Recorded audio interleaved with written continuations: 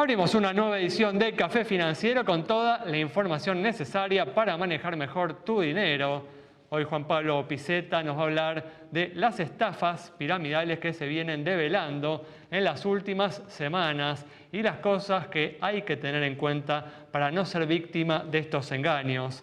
También Patricia Canatelli nos va a brindar información sobre las coberturas para electrodomésticos de los seguros para el hogar. Y Paula Bujía va a repasar lo sucedido en los mercados de capitales. Y en el último bloque vamos a dialogar con el economista Ricardo Delgado para analizar los hechos más destacados en materia económica de estos últimos días. Abrimos entonces este primer bloque con información de los mercados de capitales. Finalmente, según lo trascendido, se habría llegado a un acuerdo con el Fondo Monetario Internacional y en los próximos días se enviaría este acuerdo al Congreso para su aprobación. Habrá que ver, Paula, los detalles de este acuerdo, pero bueno, en principio podemos ir descartando los escenarios más negativos que se planteaban en caso, ¿no?, de una cesación de pagos con el organismo. Totalmente, siempre hemos dicho que era absolutamente necesario, no suficiente, pero era necesario para evitar un tipo de debacle.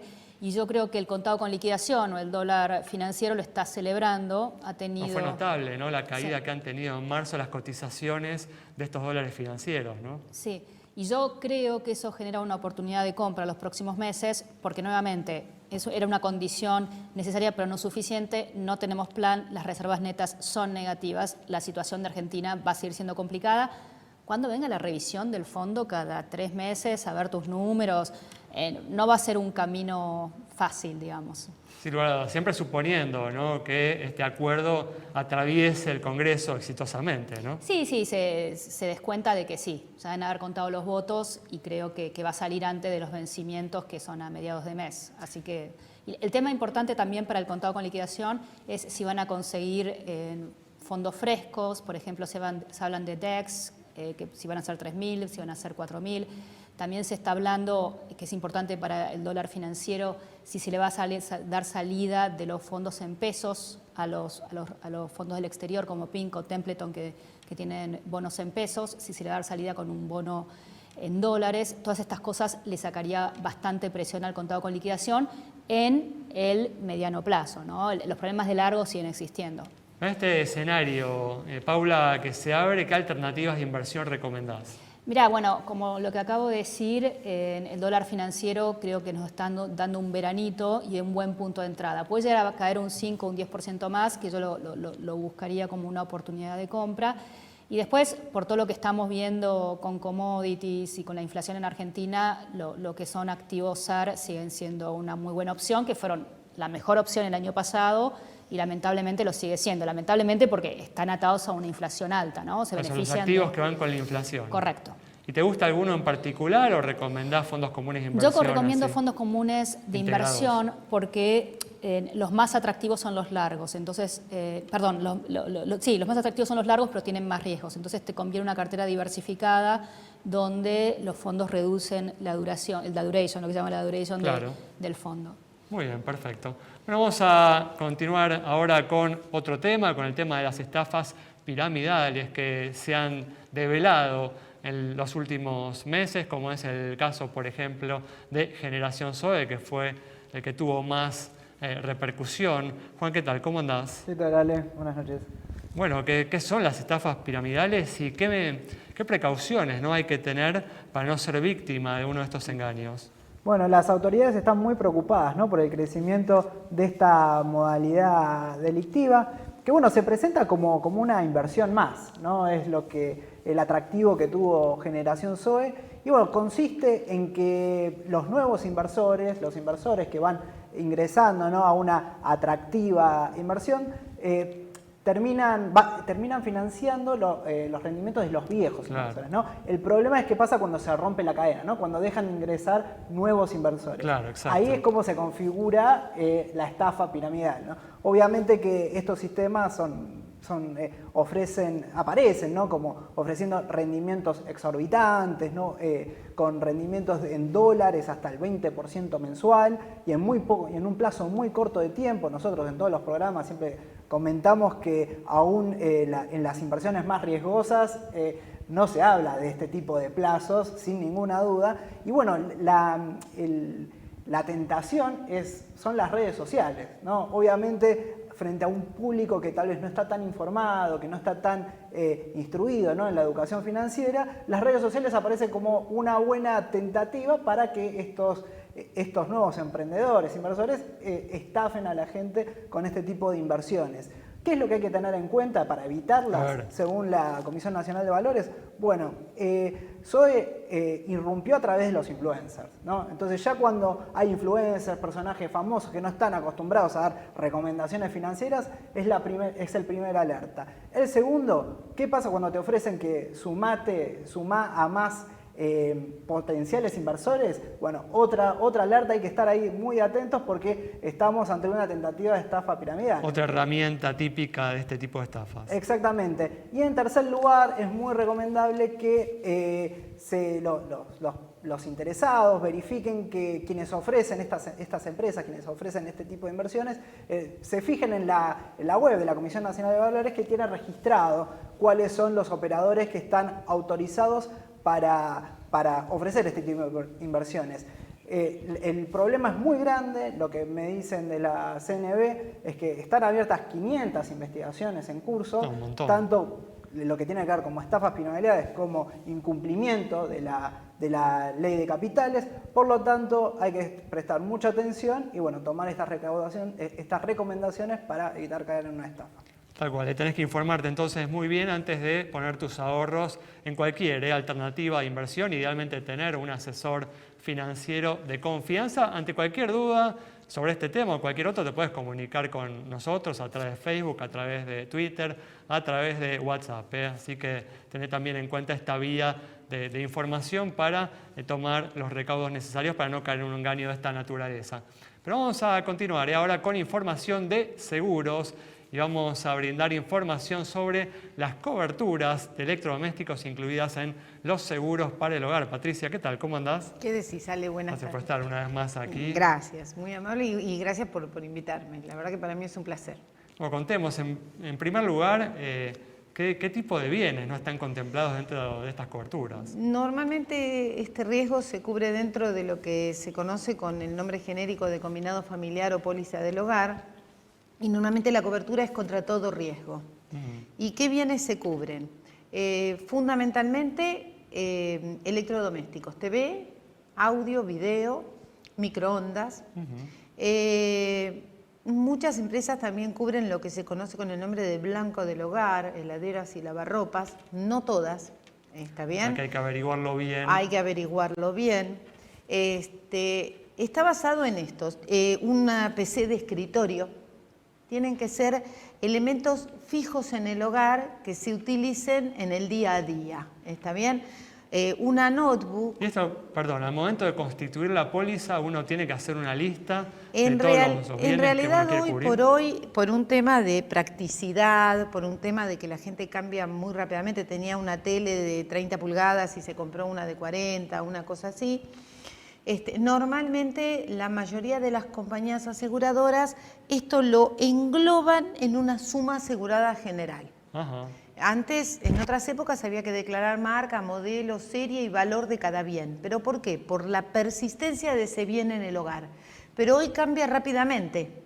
Entonces, como cambia rápidamente, lo engloban en una suma asegurada, 300.000 pesos, 400.000 pesos, y ahí se engloban los distintos. Si hay muchos electrodomésticos, o no sé, vez pasada una gente conocida nuestra decía, yo tengo 7 televisores en mi casa, y eran televisores importantes, entonces bueno, en algunos casos sí, va a haber que declararlos por la cantidad y la suma asegurada, pero si no, se engloban en una sola.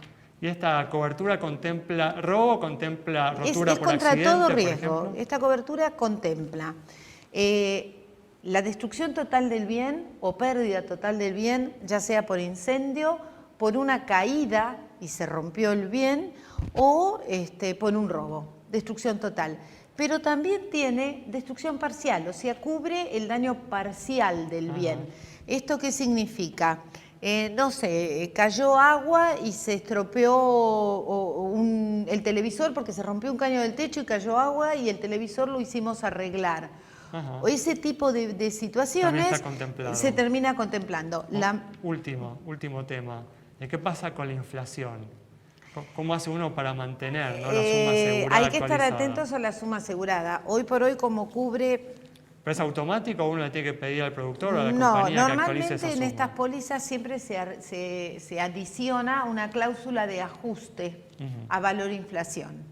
Entonces uno le ajusta, o sea, si se toma una suma de 300.000 pesos o de 500.000 pesos, se le puede adicionar una cláusula de ajuste. Y la otra... Pero hay que agregarlo. Es estar siempre atento. Yo siempre digo que el productor debe estar atento y siempre en contacto con el asegurado para que el asegurado se tome el trabajo de informar si agrega más bienes.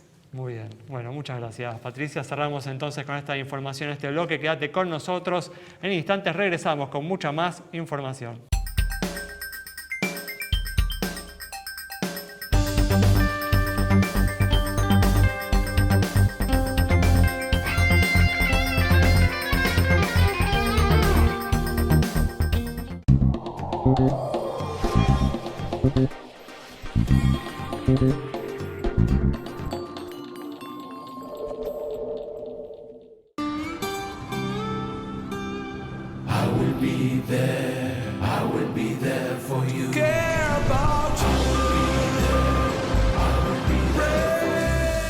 En Sancor Seguros estamos junto a vos en todo momento, acompañándote. Sancor Seguros, estamos.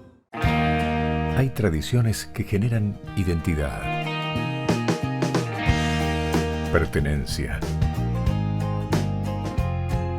Triunfo Seguros, siempre en vendimia.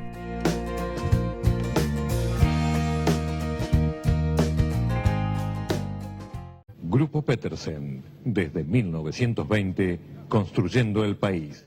¿Te chocaron y no fue tu culpa?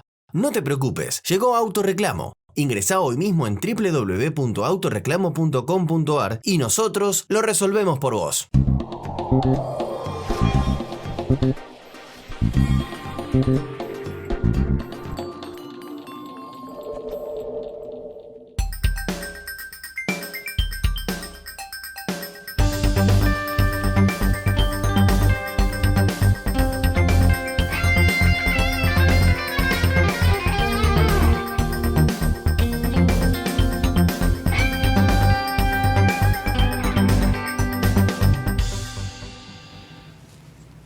Abrimos un nuevo bloque con información sobre billeteras digitales y con el fin de mitigar los fraudes en las operaciones. Con ellas, el Banco Central estableció nuevos requisitos para las entidades que las ofrecen.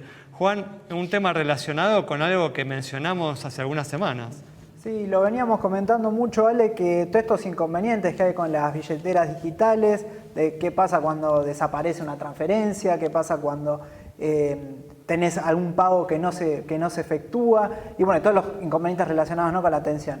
Bueno, evidentemente las autoridades monetarias y financieras le están poniendo el ojo a este tema, y bueno, el Banco Central estableció nuevos requisitos para que las billeteras digitales empiecen a tener estándares parecidos a los bancos, ¿no?, a las instituciones financieras.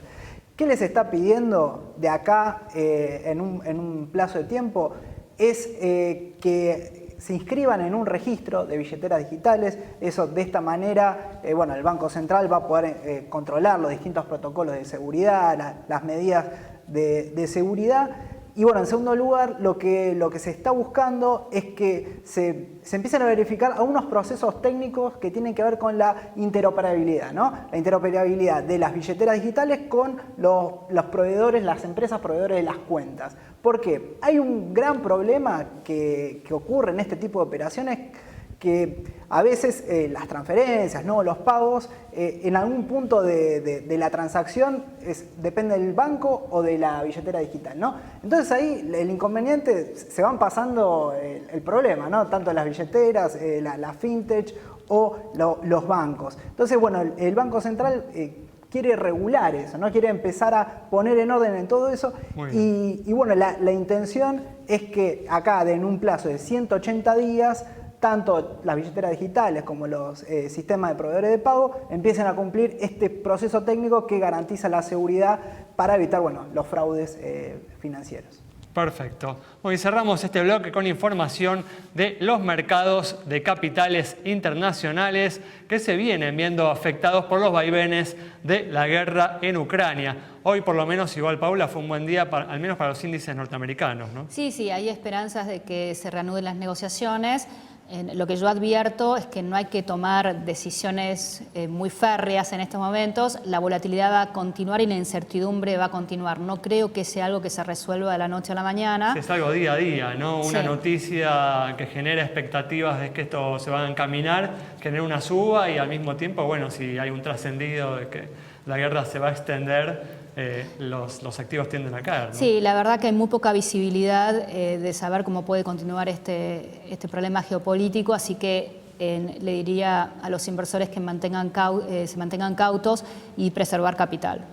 ¿Ves alguna alternativa de inversión que brinda alguna oportunidad para aprovechar, ¿no?, las bajas que sufrieron en sus cotizaciones muchos activos?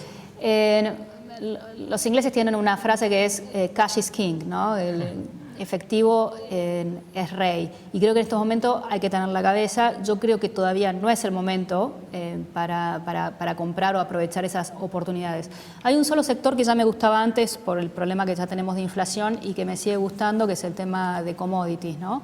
Me parece que independientemente de que se vio exacerbado por este conflicto, sobre todo en la parte de granos y en la parte de petróleo, de la importancia de los dos países en este tipo de producción, creo que los commodities están acercándose a un superciclo. ¿Y cómo aprovecharías esto? ¿Con algún CDR, por ejemplo? Sí, tendría mucho cuidado con el petróleo, no entraría a estos precios. El petróleo es un commodity que creo que puede caer o subir 10% en un día, dependiendo de las noticias, es muy complejo. Pero yo creo que tanto en oro o cobre tenés, por ejemplo, oportunidades. Y acá, por ejemplo, ¿qué mencionas? Empresas como Vale. Vale, que es mineral de hierro, pero sí. Después tenés Barrick, que produce oro.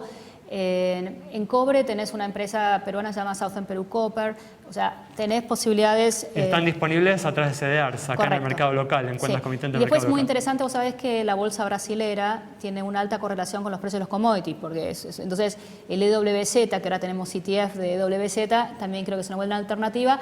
Sobre todo que Bolsonaro y Lula está bastante calmada la situación. Lula se está moviendo para el centro y como viene liderando las encuestas. Sí, entonces me parece que si tenemos esa calma política en Brasil se puede aprovechar la parte de commodities en Brasil, que ya viene subiendo bastante este año, pero creo que puede continuar. Con estas recomendaciones de Paula Bujía cerramos este bloque. Quédate con nosotros. Al regreso vamos a estar dialogando con el economista Ricardo Delgado.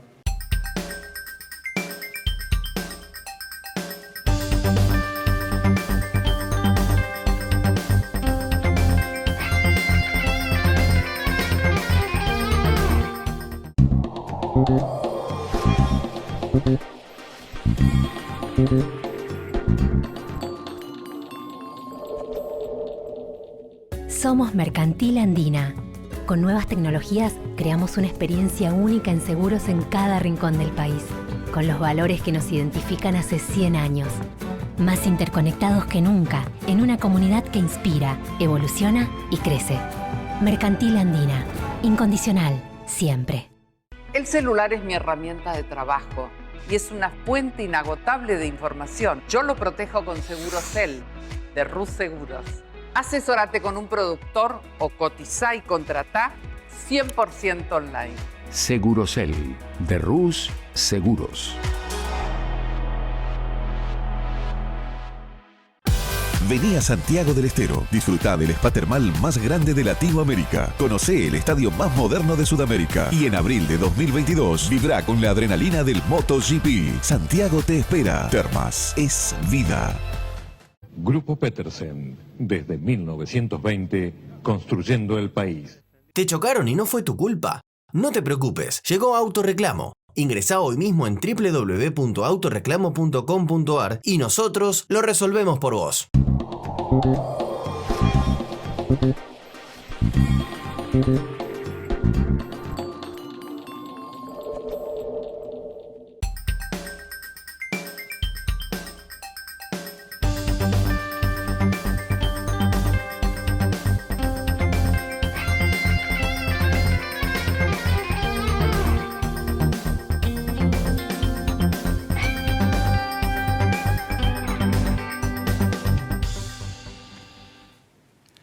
Abrimos este último bloque ya con la presencia del economista Ricardo Delgado para analizar los hechos más destacados en materia económica de estos últimos días. Ricardo, ¿qué tal? ¿Cómo andás? ¿Cómo andás, Alejandro? Buenas noches. Bien, gracias por estar aquí. Un placer.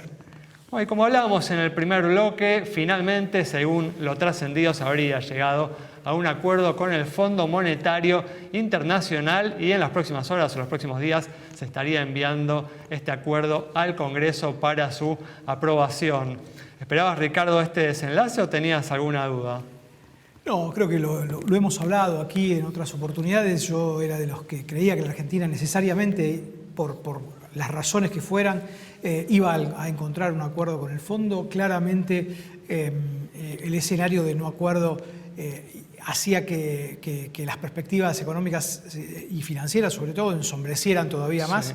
Y esto me parece que da cierta perspectiva de calma, por lo menos en el corto plazo, y esperando a las 2 o quizá 3 revisiones que van a venir este año, que van a ser misiones importantes que vengan del fondo, y como siempre decimos, el fondo va a ser el gran protagonista de la economía argentina en la próxima década, por lo menos, ¿no? Entonces, ahí hay un punto que me parece que hay que entender, no solamente en este gobierno, sino en los dos que lo siguen.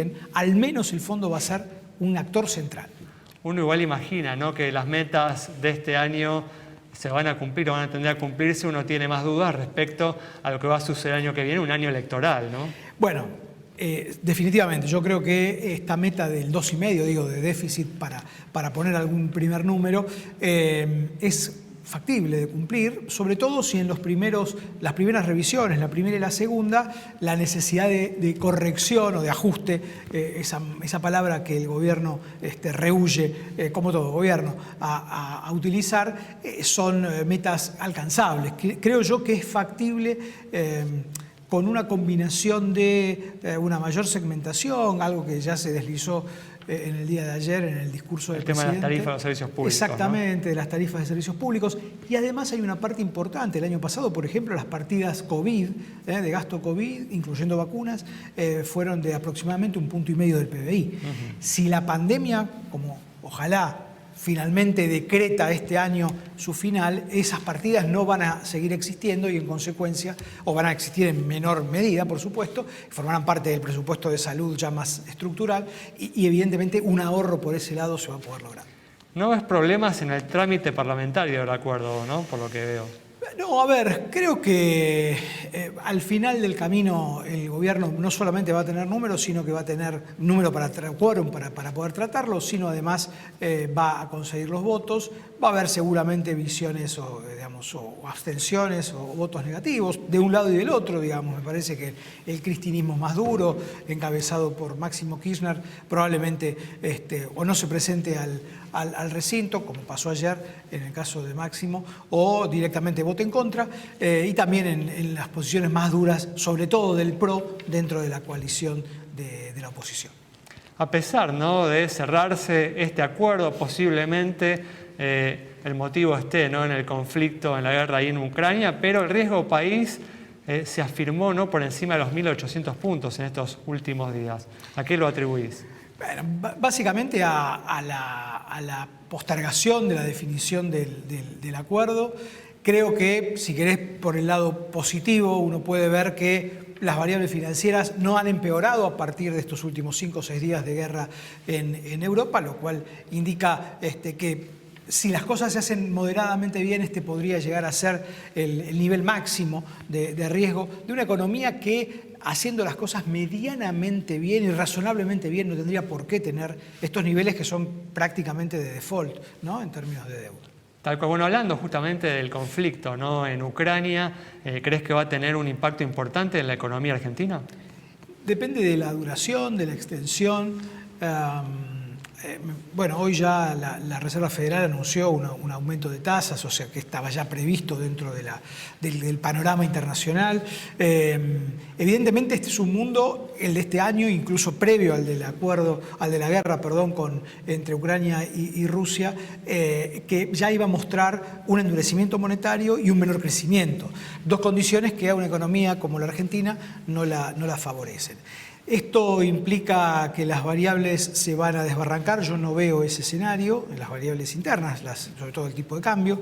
Creo que el acuerdo con el fondo puede permitir cierta compresión, sobre todo subiendo el piso de la brecha, acelerando el crawling peg, la devaluación del dólar aumentando oficial. el dólar oficial, ¿no? Sí, uno no ve en el movimiento del dólar contado con liqui, que es el dólar más relevante desde los financieros, demasiada presión por ese lado, por lo menos en el corto plazo, con lo cual algo de moderación de la brecha puede lograrse. Bueno, de hecho, hemos visto, ¿no?, en febrero, como lo mencionamos en el primer bloque, una caída, ¿no?, en los precios de los dólares financieros, una caída importante, ¿no?, de alrededor de 215, 220 pesos a 195, 197, ¿no? Sí, uno no ve allí mucha demanda de parte de los inversores.